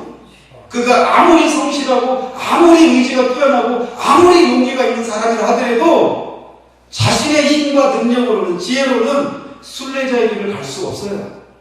성령의 능력으로만 갈 수 있습니다. 사망의 음침한 골짜기를 다닐지라도 내가 해를 두려워하지 않는다. 왜? 나는 능력이 있으니까, 나는 경험도 많으니까, 나는 의지가 뛰어나니까 이렇게만 하고 있지 않아요. 왜 해를 두려워하지 않는다? 주께서 나와 함께 하시기 때문이다라고 말하는 거예요. 성령의 능력을 힘입어야 합니다.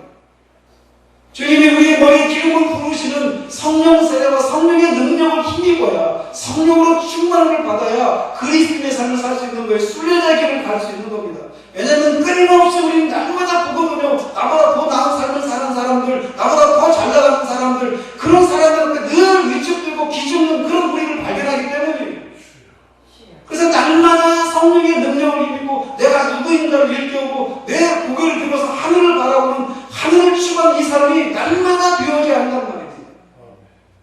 거기에 우리가 전에는 살지 못했던, 살 수 없었던 삶의 능력을 뿜어내고 있는 우리 자신을 보면서 스스로 놀라게 되는 일이 있게 될 것입니다. 하나님은 우리에게 그런 삶을 살기를 원하십니다. 성삼교회 교인 여러분, 여러분들이 다 그런 삶을 살기를 바라요. 힘들지만 옳은 길,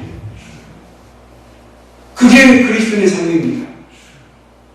옳은 길이지만 힘들어요. 근데 그게 진짜 삶입니다.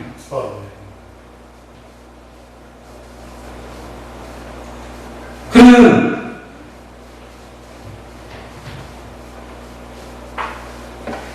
그럼 비록 이렇게 자신의 삶을 험악한 세월이라고 말하는, 그래서 고단하고 험악한 삶을 살았지만 자신이 겪은 이 모든 고난 가운데서 하나님께서 자신을 건지셨다고 고백하고 있습니다. 실제로 훗날 자신의 자기 요셉의 두 아들에게 축복을 하면서 이런 고백을 해요. 그가 요셉을 위하여 축복하여 이르되 내 조부 아브라함과 아버지 이삭이 섬기던 하나님, 나의 출생으로부터 지금까지 나를 기르신 하나님, 나를 모든 환난에서 건지신 여호와의 사자께서 이 아이들에게 복을 주시옵고, 험악한 세월을 살았지만 그 모든 환난 가운데서 나를 건지신 하나님이라고 고백하고 있습니다. 하나님은 건지셔요. 제가 직장생활 10년을 하고 이제 퇴사를 하면서 한 달 정도를 사람들하고 만나면서 맨날 이제 식사를 했어요. 특히 이제 예수 믿는다고 하는 사람들하고 붙잡고 이제 얘기를 많이 했는데, 내가 10년을 직장생활 하면서 보니까 하나님이 하나님의 뜻대로 살려고 하는 사람들을 그냥 내버리고 싶지 않더라. 그분이 그런 사람을 반드시 도우시더라. 이런 얘기를 해주고 왔습니다. 저는 신입사원 들어갔을 때 얼마나 위축되어 있었는지 몰라요. 내가 예수 믿는 것 때문에 술 안 마시고 이런 얘기를 하는데 제 앞에 술잔이 한 40잔이 쌓이는 거예요. 와가지고 사람들이 다 술 마시라고 신입사원이니까.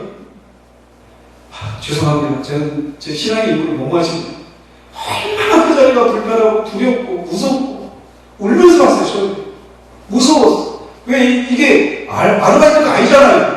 나는 평생 직장을 들어갔는데 평생 내가 이렇게 산다고 생각하니까 너무 무서운 거예요.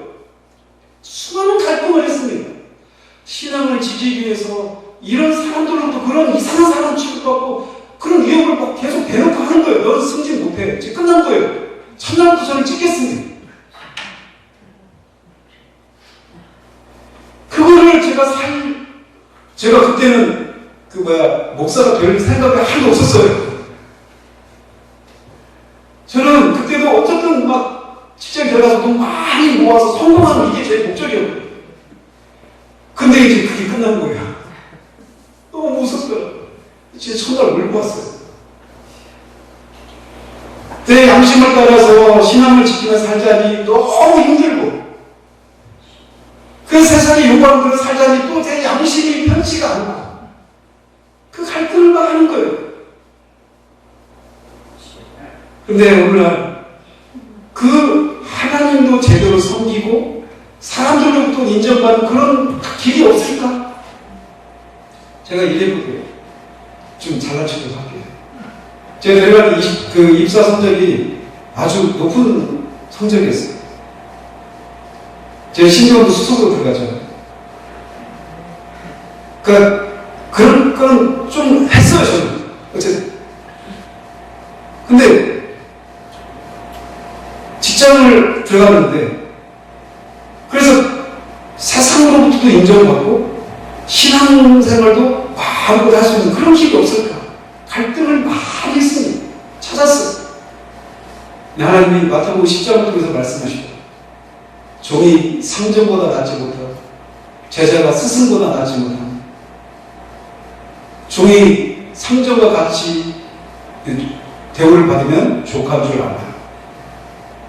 나의 스승이신 주님, 나의 주인이신 주님이 이 세상에서 세상을 구원하시기 위해서 가장 선한 행위인 자신의 생명을 내어주시는 일을 했음에도 불구하고 세상이 그 주님을 핍박하고 십자가 죽기까지 했던 거죠.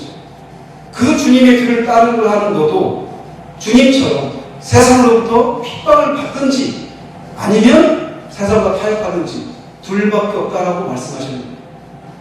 그 말씀 앞에 참 울었습니다. 세상이 너무 크고 그 앞에 나는 너무 작은 거예요. 하나님을 찾았어요. 하나님이 도와주십니다. 10년 동안 저는 고백할 수 있어요.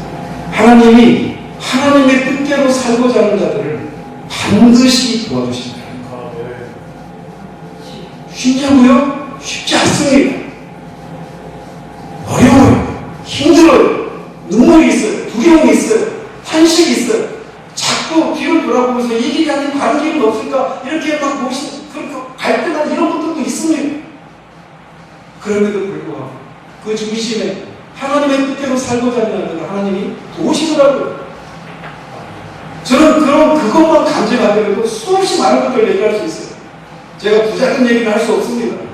병에서 나았던 얘기도 할 수 없어요. 그러나 하나님이 진짜 하나님의 백성들을 내버려 두시지 않으신다라고 하는 그것을 얼마든지 저는 간증할 수 있습니다.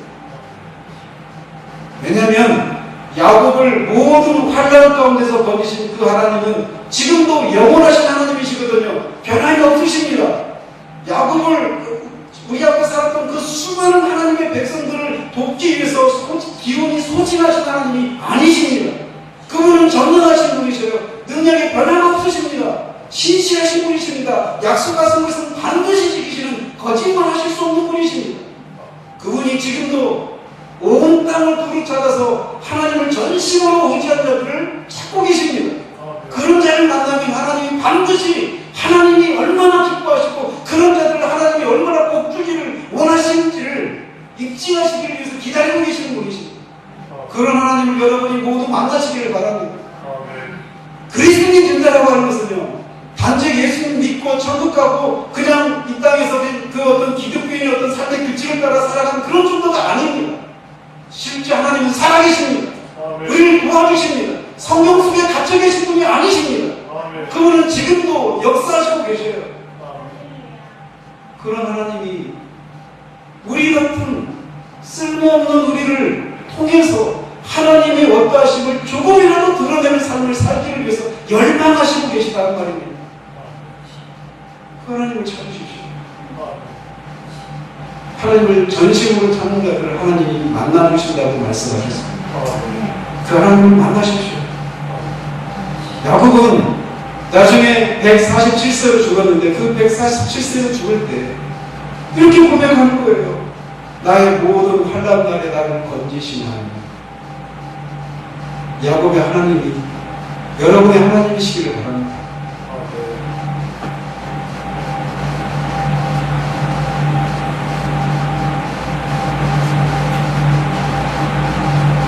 바로 앞에 섰던 야곱은 분명히 130세가 되었으니 허리는 구부정하게 되었을 것입니다. 그러나 그런 영적인 권위를 행사하고 있습니다. 그런데 그렇게 영적인 권위를 행사하고 있는 야곱이 처음부터 그런 사람은 아니었더라는 것이 우리의 위로입니다. 야곱은 속이는 자라고는 별명 그 뜻을 가진 이름이 남에서부터 형의 발 뒤꿈치를 잡고 나왔잖아요. 그리고 형을 2번이나 속였습니다. 그리고 그의 신앙도 처음에는 얼마나 천박한 것이었는지 베들에서 하나님을 만났을 때 그가 했던 고백이 여기가 하나님의 지드건을 내가 살아계신 하나님을 배웠다라고 말하면서 그 지역을 베델이라고 이름 짓습니다. 이 베델도 많죠. 베델이 하나님의 집이라고 뜻이에요. 히브리어로. 그런데 그 베델에서 만난 하나님 앞에 그렇게 고백하는 거예요. 내가 하나님이 내가 가는 길에 나를 도와주시면 내 소득의 11조를 드리겠습니다. 하나님과 거래하는 수준의 신앙이 있어요. 그런데 그가 바다나라에서 20년 동안 죽으라고 고생하는 거예요. 제가 지금 말씀드리죠. 성령께서 우리를 범사의 그리스도의 장사와 분량으로 자라기를 그런 사람이 되기를 원하신다. 그러면서 2가지를 사용하신다고. 2가지 수단. 하나는 말씀, 하나는 고난입니다. 그렇게 하나님과 거래하는 수준의 신앙이었던 야곱이 바다나라에서 그런 고난을 통과하면서 조금씩 가는, 그러나 그때도 여전히 지금 130대 야곱이 아니었습니다. 바다나라에서 돌아와서 야복 강가에서 여호와의 사자와 밤새 씨름을 하고 여호와 천사와 그리고 허벅지 관절을 쳐서 미골이 됩니다. 그래서 그때부터 그는 절룩거리면서 다녔습니다. 신학적으로는 그가 그때 회심을 했다 이렇게 보입니다. 그런데 그때도 그렇게 회심하고 돌아왔어도 여전히 그의 신앙은 130세 야곱의 모습이 아니었습니다. 그는 아직도 통과해야 될 고난들이 많았습니다. 그래서 앞에 말한 것처럼 디나의 강간 사건을 통해서 살해 위협을 받는 그런 고난도 통과해야 해요. 요셉을 잃어버리는 그런 고난도 통과해야 해요. 그런데 그런 고난들을 통과하는 과정 동안 야곱은 이런 하나님의 사랑으로 빚어진 겁니다. 하나님은 이 일을 하시는 데 있어서 한치의 오차가 없이 하나님의 계획을 따라 착착 진행해 가셨습니다. 우리가 지금은 야곱과 같은 그런 사람이 아닐 수 있습니다. 아직도 너무나 우리 신앙의 수준은 어리고 하나님과 거리하는 그런 신앙의 수준에 머무를 수 있습니다. 그런데 하나님은 우리를 그런 상태에 머무르는 것을 원치 않으십니다. 우리를 성숙한 사람으로 빚어가시기를 원하죠. 그래서 고난을 허락하십니다. 고난이 그래서 오는 거예요. 그래서 제가 자꾸 말씀드렸죠. 위장된 축복이라고.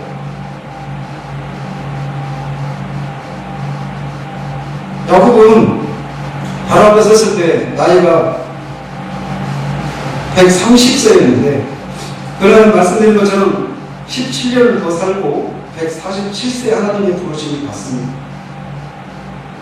즉 지금 야곱이 130년 동안 험악한 나그네 길을 살아왔다고 고백하고 있는 그때로부터 아직도 17년을 더 그 험악한 나그네 길을 가야 한다는 거예요. 야곱은 지금까지의 삶도 충분히 험악한 날들이었다고 말할 수밖에 없는 그런 삶이었습니다.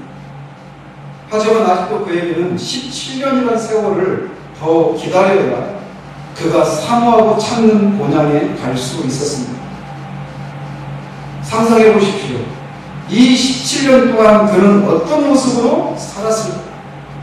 분명히 점점 130세 노인이고 더더군다나 허벅지 관절이 위골된 그런 상태로 절룩거리며 살고 있는 기력은 점점 쇠진해가고 있는 그런 노인이 하루 아침에 일어나는데 막 벌떡벌떡 일어날 수가 없겠죠. 우리 권사님 그렇지 않아요? 우리 권사님들처럼 아마 그때도 지팡이를 짚고 있어요. 지팡이를 짚고 힘겹게 걷고 계셨을 거예요. 아픈 것이 한두 군데가 아니었을 것입니다. 우리 인간은 몸을 입고 있기 때문에 우리 영혼은 몸의 상태에 영향을 받습니다. 몸이 연약하고 우리 영혼도 침체되기가 쉬워요. 그래서 노인이 되어가면 되어갈수록 점점 몸이 약해지기 때문에 영혼도 그렇게 침체되기가 쉬워요. 그래서 바라는 게 있더라면 빨리 하나님이 나를 데려가셨으면 좋겠다, 이런 소망을 가지게 돼요. 그래서 죽을 날을 기다리는 그런 모습으로 야곱이 살았을까? 아니라는 겁니다. 제가 여기 계신 어르신들한테 말씀드리고 싶은 부분이 바로 이 부분입니다. 아마 지금 80을 넘게 사셔서 이제 주님을 만날 날이 얼마 남지 않았다라고 하는 생각을 가지고 계실 거예요. 그래서 나는 이제 할 일을 다 했다. 그렇지 않다는 겁니다. 하나님은 하나님을 위해서 우리가 해야 될 일이 있을 동안 우리 이 땅에 머무르게 하십니다. 노인이 할 일이 있습니까? 예, 그렇습니다. 몸이 약한데도 할 일이 있습니까? 예, 그렇습니다. 우리는 모든 순간에 주님을 위한 일을 할 수 있어요. 야곱은 마지막에 성경에 기록된 것만 보면 마지막에 12아들을 축복하는 일을 합니다. 12아들, 자기 아들한테 축복하는 게 무슨 큰 일인가 그렇게 생각하실 수 있는데 그건 작은 일이 별거 아니에요. 신학적으로 굉장히 중요한 의미가 있는 겁니다. 이 12아들은 단지 개인적인 아들들에게 축복하는 정도의 의미가 아니라 언약의 자손으로서의 이스라엘 12지파를 가리키는 거예요. 즉 야곱은 이스라엘의 12지파에게 하나님의 언약, 자신의 아브라함, 이삭이 자기한테 전해준 그 하나님의 언약을 그들에게 전수하고 교육하고 장차 오시게 될 메시아를 통한 구원에 대한 예언하는 일을 한 거예요. 자기 자식들. 오늘날로 말하면 신앙을 전수하는, 신앙을 교육하는 일을 하고 있는 겁니다. 어르신들이 해야 될 일이 바로 이거예요.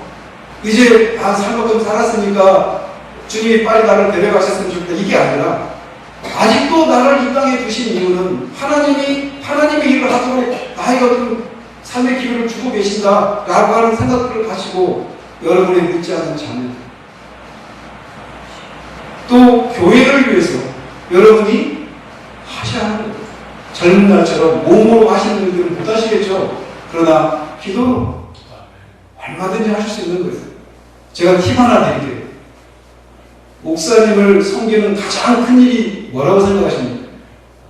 헌금 많이 하는 거? 교회 일 열심히 하는 거? 예, 필요해요. 근데 제가 보니까 가장 큰 일이 뭐냐면 예배당에 나와서 말씀을 듣는 거예요.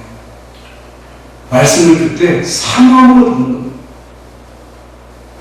그게 얼마나 큰 위로를 주는지 몰라요. 설교자가 회중이 없는 설교자 아무도 없습니다. 근데 회중이 말씀을 계속 쳐내기만 하고 받지 않고 사모함도 없고 그런 회중은 또 힘들겠죠. 그런데 회중이 말씀을 사모함으로 말씀을 들을 때 그때 목사가 힘을 얻는 거예요. 이 비밀인데 마이크 대고 큰 소리로 말하는 거예요. 여러분들이 이 추운 날 새벽에 또 저녁에 오시는 모습들을 보면서 제 안에 감사함이 있어요. 그게 작은 일 아닙니다. 큰 일입니다. 정말 큰 일을 하고 계신 거예요.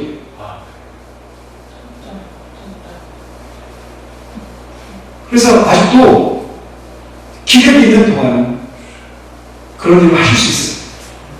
그리고 못 나오신다 하더라도 기도하십시오. 기도하십시오. 교회 지체들을 위해서, 교회를 위해서 기도하십시오.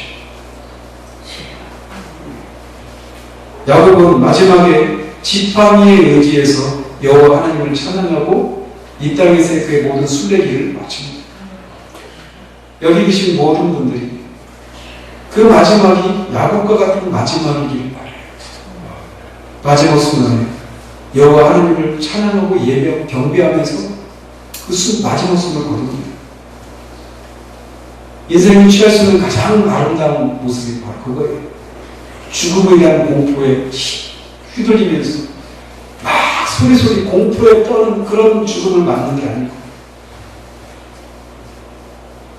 지금까지 나의 길을 인도하시고 환난 가운데서 모든 환난 가운데서 나를 건지신 하나님을 예배하고 경배하면서 그렇게 가는 모습, 그것까지 큰 신앙의 교육이 없습니다. 사랑하는 성산교회 모든 지체들이 그런 아름다운 종직을 찍는 삶이 되시길 바랍니다. 아멘. 그러면 그 길을 마치면 비록 육신은 구부정하고 한 걸음도 뗄 수 없는, 손가락 하나 뗄 수 없는 그렇게 연약한 가운데 있을지 모르지만 그 삶을 다 끝마치고 나면 사랑하는 주님이 여러분을 두 팔 벌려 기다리고 계십니다. 아멘. 수고했다. 여러분이 주님의 뜻을 이루기 위해서 여러분이 휘두른 성령의 검들은 다 이가 빠지고 무뎌져 있죠. 원수가 쏘아댔던 그 악한 불화살들을 막아내느라 믿음의 방패가 여기저기 쪼개지고 구멍이 뚫려있죠. 복음의 신발을 신고 달려갔던 그 신발이 다 밑창이 다 떨어지고 구멍나고 비가 되고 있죠. 구원의 투구가 원수의 그 칼날에 여기저기 쪼개지고 구멍 뚫려있는 낡은 색바른 그런 투구의 모습이죠. 그 사람들, 하나님의 전사들, 우리 주님이 성대한 환영식을 마련하시고 여러분들을 맞이하실 것입니다. 아멘. 하늘의 성가대야 축가를 올려라. 여기 이 땅에서 나를 위해서 수고하고 힘을 다한 내 종들이 돌아온다. 그런 환대를 맞는 모두이기를 바랍니다. 우리는 삶의 방향이 없이 사는 사람들이 아닙니다. 우리는 돌아갈 본향이 있어요. 영원한 본향. 우리 사랑하는 하나님 아버지가 계십니다. 우리의 마법과 마통님이신 그리스도가 계십니다. 우리의 사랑하는 수많은 믿음의 선진들이 있는 곳. 거기에서 여기 계신 분들이 한 사람도 그 자리에 예외가 없는, 빠지는 사람이 없는 그런 일들이 있기를 우리 주님 이름으로 축원드립니다. 아멘. 기도하겠습니다. 하나님 아버지, 우리가 이 세상을 살아가면 이 시대의 아들과 딸들이 됩니다. 오늘날 교회 안에서 잘못 전해지고 있는 거짓 가르침들에 속아서 예수를 믿으면 모든 삶이 형통한다라고 하는 그런 가르침에 현혹되어 예수 믿었는데 왜 나한테는 고난이 있고 왜 삶이 잘 풀리지 않는가라고 생각합니다. 주님을 위한 열심이 식어지기도 하고 절망하고 낙심하고 용기를 잃어버린 경우들이 많습니다.